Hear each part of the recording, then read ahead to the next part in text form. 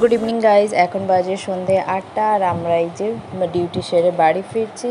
আর ফেরার পথে একটু মেয়ে মোড়ে চলে এলাম কিছু কেক নেওয়ার জন্য। আর চলো বাড়ি ফিরে তোমাদের একটা জিনিস দেখাবো, অনেক দিনের শখ ছিল, নিয়েই ফেললাম। এই যে রুমে এসে আর তর সামলাতে পারলাম না, ওটা আনবক্সিং করতেই হবে।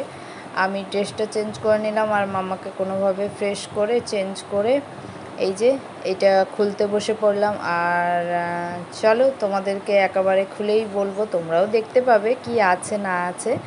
আর সত্যি কথা বলতে অনেক দিন ধরে ইচ্ছে ছিল নেব বলে, নেওয়াও হয়নি। ভেবেছিলাম কোনো দোকান থেকে নেব, কিন্তু সেভাবে টাইমও পাচ্ছি না দোকানে যাওয়ার জন্য। তো সেই জন্য আর দোকান থেকে নেওয়া হলো না। ভাবলাম ফ্লিপকার্টেই অর্ডারটা দিয়েই নিয়ে নিলাম। আর এই যে দেখো কি নিয়েছি আমি।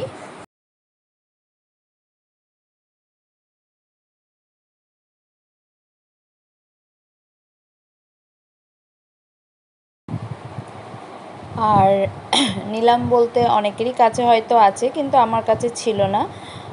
এই যে রিং লাইট নিলাম, আর খুবই ইচ্ছে ছিল। আর রিং লাইটটা নেব বলে নেওয়াই হচ্ছিল না। আর ফাইনালি এই যে নিয়েই ফেললাম। আর সেটাই তোমাদের কাছে আনবক্সিং করে দেখালাম। কতটা কি ভিডিও করব দেখা যাক, আদৌ করতে পারবো কি না সেটাও দেখা যাক। আসলে ইচ্ছে ছিল তাই নিয়ে ফেললাম, কারণ ইচ্ছেটা তো সবার কাছে আগে না, জিনিসটা ব্যবহার হোক আর না হোক নিয়েই রাখলাম। আর জানো তো, দীঘাতে আমি অনেক কটা দোকানে ঘুরেছি, কিন্তু এই রিং লাইটটা কোথাও পাচ্ছি না। মানে আমি মোটামুটি যে কটা দোকানে ঘুরেছি কোথাও পেলাম না, সেই জন্য বাধ্য আমাকে ফ্লিপকার্টে এটা অর্ডার করতে হলো। আর আমি সচরাচর ফ্লিপকার্টে কোনো ইলেকট্রিক্যাল জিনিস নিতে পছন্দ করি না, কিন্তু ওই যে বললাম বাধ্যবশত আমাকে এটা নিতেই হলো, যেহেতু কোনো দোকানেই পাচ্ছি না।